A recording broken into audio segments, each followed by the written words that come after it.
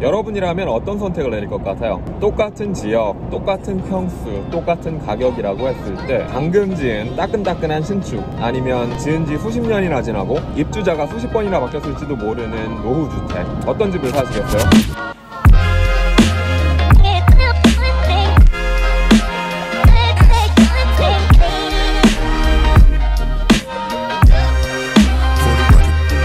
안녕하세요 여러분, 이기킴입니다. 오늘 영상에서는 저희가 왜 이 갓 지은 새 집을 두고 지은 지 50년이나 된 이 노후주택을 사게 됐는지, 그리고 만약에 여러분이 집을 산다면 이 새 집 말고 노후주택을 한 번쯤은 생각해 봐야 하는지에 대한 이유를 한번 이야기해 보려고 합니다. 사실 저희가 집을 처음 사려고 했을 때 가장 원했었던 제일 이상적인 옵션은 새 집도 아니고 노후주택도 아니었어요. 저희가 진짜 하고 싶었던 건 땅만 사서 제가 직접 디자인하고 직접 집을 짓는 거였거든요. 근데 그 집을 직접 지으려고 알아보니까 전혀 불가능할 것까지는 없지만 집을 짓는 동안 보통 기획부터 시작해서 1년 정도 걸린다고 그래요. 그 기간 동안 모기지랑 렌트를 동시에 내야 되는 거예요. 당시에 저희는 그럴 여유도 없었고, 그렇다고 또 돈 모으려고 렌트 생활하면서 기다리고 싶지도 않았고요. 모기지는 그래도 이제 내고 나면은, 이자 빼고 나면 이제 조금이라도 내 돈이 되는 게 있잖아요. 근데 렌트 같은 경우에는 그냥 내고 나면 다 사라지는 돈이잖아요. 진짜 한 푼이라도 더 쓰는 게 너무 아까워가지고 어떻게든 진짜 한시라도 빨리 내 집을 마련하고 싶었어요. 그래서 직접 짓는 거는 진짜 나중에 여유 되면은 하기로 하고, 이번에는 이미 지어진 집을 사서 들어가는 걸로 결정을 한 거죠. 그런데 이제 이미 지어진 집에 들어가려고 하니까 새 집이냐 노후주택이냐 결정을 내려야 되잖아요. 물론 저희도 방금 지어진 이 깔끔한 현대식 건물에 마음이 안 끌린 거는 아니거든요. 그런데도 이 노후주택이 신축에 비해서 가진 장점들이 너무 많아가지고 크게 고민 안 하고 결정을 내릴 수가 있었습니다. 지금부터 그 이유들을 말씀드릴게요. 첫 번째 이유는 이 땅의 크기입니다. 저희 집은 방 3개짜리 집이거든요. 여기는 오래된 집이라 방 3개, 화장실 하나예요. 요즘 짓는 집들은 다 방 3개, 화장실 2개죠.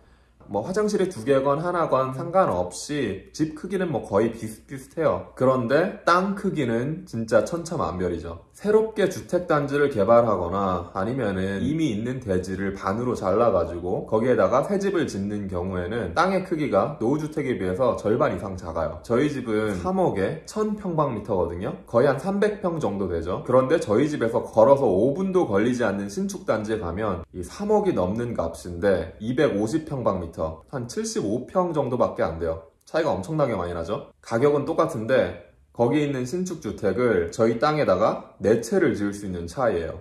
제가 종잣돈만 좀 있었어도 이 땅에다가 집 4채 지어가지고 돈 좀 짭짤하게 만져봤을 텐데, 저희는 지난 영상들에서 말씀드렸던 것처럼 가진 게 빚밖에 없는 하우스푸어라 그림의 떡이네요. 이렇게 노후주택이랑 신축주택은 땅 크기 차이가 많이 나요. 그런데 왜 다들 이렇게 싸고 큰 땅을 안 사고 비싸고 작은 땅을 사려고 하는 걸까요? 그 이유는 이제 제가 생각했을 땐 한국에 사는 많은 분들이 개인주택보다는 아파트에 살려고 하시는 분들이 많은 거랑 이유가 비슷하다고 생각해요. 사람들이 호주 하면은 다들 삶의 질도 높고 여유롭고 그런 나라라고 생각하잖아요. 근데 제 생각에는 이게 정도의 차이만 있는 것 같아요. 다들 주택대출, 자동차 할부, 카드 대금 갚느라 입에 풀칠하기 바쁘거든요. 다 똑같이 이 현대사회를 살아가는 서민들이라는 점에서는 크게 다를 바가 없어요. 다들 먹고 살기 바쁜 거예요. 그런데 저희처럼 300평이나 되는 땅을 가지고 있으면 집뿐만이 아니라 뒷마당, 앞마당 관리부터 시작해서 이것저것 신경 써줘야 할 것들이 엄청나게 많거든요. 그러다 보니까 안 그래도 먹고 사느라 이 거실에 청소기 돌리고 화장실에 변기 닦는 것도 바빠 죽겠는데 해야 되는 게 더 있다고 해가지고 큰 땅보다는 작은 땅을 선호하는 사람들이 많아지게 된 거죠. 그에 반해서 저희 같은 경우는 저희가 구매할 집을 구할 때뿐만이 아니라 그 전에 렌트할 집을 구할 때도 가장 첫 번째로 본 거, 가격 빼고 가격 다음으로 가장 중요하게 생각한 게 이 땅 크기였어요. 집은 작고 오래됐어도 이 부지가, 이 땅이 조금은 커서 옆집 뒷집 이렇게 다닥다닥 붙어있는 느낌이 들지 않는 집, 다들 아시다시피 저희가 여유도 있고 돈도 많고 한 사람들이라 큰 땅을 원했던 거는 아니고요. 저도 그렇고 지나 저희 아내도 그렇고 한적한 시골에서 자란 촌이거든요. 집에 애들 뛰어놀 공간도 좀 있었으면 좋겠고, 그 옆에 뭐 텃밭도 가꿀 공간이 있었으면 좋겠고, 그리고 저는 이제 전직 목수잖아요. 그러다 보니까 뭐라도 만들게 작업실로 쓸 창고라도 지을 공간이 있었으면 좋겠고, 그리고 무엇보다도 여기 내가 사는 이 공간이랑 옆집 사람이 사는 저 공간이랑 거리가 이렇게 좀 있었으면 좋겠고, 그래서 샀습니다. 300평짜리 노후주택. 또 제가 한동안 목수로 일했잖아요. 이 목수로 일하다 보니까 이 동네 저 동네 많이 다녀보기도 하고 이 집 저 집 많이 지어보고 수리해볼 기회가 굉장히 많았거든요. 그러다 보니까 알게 된 게 있는데, 이 주택시장에도 유행이라는 게 있는 거예요. 이 집이라는 거는 옷처럼 쉽게 사고 바꾸고 할 수 있는 게 아니다 보니까 패션 유행처럼 그렇게 금방금방 바뀌지는 않는데, 적어도 한 10년에 한 번씩은 이 유행이 계속 바뀌고 바뀌는 것 같아요. 처음에는 사실 저 집은 오래된 집, 저 집은 새로 지은 집, 요 정도밖에 구분이 안 됐었는데, 조금 지나고 나니까 이게 딱 보이더라고요. 이 동네는 개발한 지 한 10년 정도 됐겠구나. 저 동네는 개발한 지 한 20년 정도 됐겠구나. 동네에 딱 가보면 볼 수 있을 정도로 시기별로 유행 따라서 집 모양들이 다 비슷비슷해요. 이걸 다시 말하자면 요즘 짓는 신축 주택들은 다 비슷비슷하게 생겼다는 얘기죠. 제가 이렇게 말씀드리면 내 집은 신축인데 엄청 특별하게 졌는데, 내 집은 신축인데 남들 집이랑 굉장히 달라, 이렇게 말씀하시는 분들이 계실 것 같은데, 물론 있잖아요. 물론 돈 많이 쓰면 특별한 집, 멋있는 집 다 지을 수 있죠.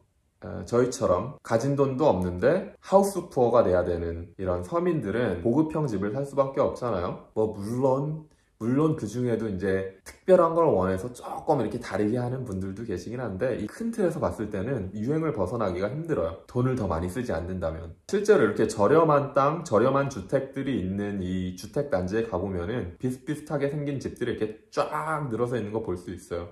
이게 나쁘다는 얘기를 하려는 건 아니에요. 사람마다 다 성격도 다르고 원하는 것도 다르고 그렇잖아요. 누구는 이렇게 나처럼 좀 지저분하고 오래됐어도 멀찍이 떨어져서 사는 걸 좋아하는 사람도 있고, 다닥다닥 바짝 붙여서 사는 걸 좋아하는 사람도 있고, 제가 하고 싶은 얘기는 그래요. 이렇게 비슷비슷하게 생긴 집들이 쫙 늘어서 있는, 다닥다닥 붙어서 쫙 늘어서 있는 그런 거를 보면은 이게 한국의 아파트 단지랑 크게 다를 바가 뭐가 있나 싶은 생각이 들었을 뿐입니다. 한없이 주관적인 생각이었습니다. 저희는 깔끔하고 현대적이기는 하지만 개성이 없는 신축주택보다는 조금 낡고 오래됐어도 자기만의 캐릭터를 가지고 있는 이 오래된 집들의 매력을 더 느꼈어요. 물론 이거는 제가 목수라서 가능한 거기는 한데, 오래된 집의 장점과 이 매력만 살리고 너무 오래되고 낡아서 불편한 것들만 조금만 현대적으로 고치고 리모델링하면 오래된 집만이 가질 수 있는 캐릭터와 현대적인 라이프 스타일이 어우러져서 집을 특별히 디자인하고 집을 새로 짓는 그런 수고를 겪지 않고도 나만의 개성을 가진 그런 집을 가질 수 있게 되는 거죠.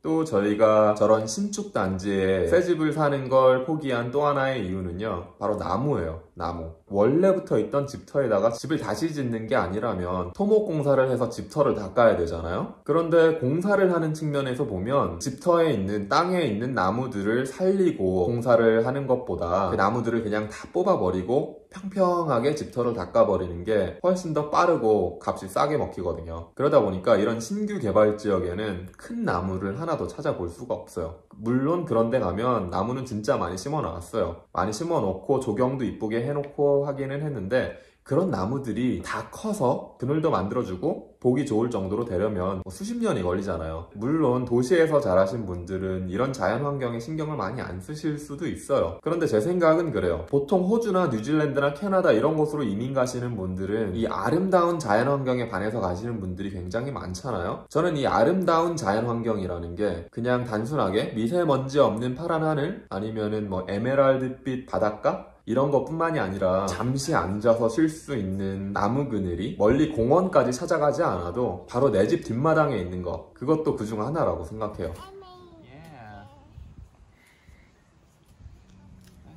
우리는 아침에 깨어나서 밤에 잠이 들 때까지 잠시도 쉬지 않고 끊임없이 문제를 해결하고 있어요. 어떻게 해야 더 나은 삶을 살 수 있을까 하는 이 크고 추상적인 문제부터 시작해서 어떻게 하면 내가 이 차를 입천장을 대지 않고 마실 수 있을까, 하는 사소한 문제까지 우리의 뇌는 항상 문제를 해결하도록 디자인되어 있어요. 만약에 눈앞에 보이는 문제를 다 해결하고 없잖아요? 그러면 그 문제를 다른 곳에서까지 찾아서 해결하려고 들어요. 끊임없이 내 인생에 참견하려고 드는 가족들, 친구들, 직장 상사들 보면 알 수 있잖아요. 그만큼 우리는 인간으로서 문제를 해결하는 것에서 큰 성취감을 느끼면서 살아가고 있어요. 그런 관점에서 봤을 때 낡고 오래된 집을 사서 수리하는 행위는 어쩌면 인간의 문제 해결 본능을 자극하는 자연스러운 일일지도 모르겠다고 생각합니다. 그냥 단순한 성취감뿐만이 아니라 돈을 주고 산 물건에서는 느낄 수 없는 이 유대감 그리고 애착 이런 걸 느낄 수 있게 되거든요. 지금까지 말씀드린 이 세 가지 이유 말고도 노후주택이 가진 장점들은 정말 많아요. 그걸 여기에서 하나부터 열까지 다 말씀드리자니까 영상도 너무 길어질 것 같고 지루해질 것 같고 해서 오늘 영상은 여기에서 마무리하도록 하고요. 다음에 기회가 된다면 이 주제를 가지고 한 번 더 이야기를 해보도록 하겠습니다. 오늘도 영상 여기까지 봐주셔서 감사하고요. 제 영상이 조금이라도 도움이 됐거나 재밌게 보셨다면 좋아요와 구독 부탁드릴게요. 그럼 저는 다음 영상에서 뵙겠습니다.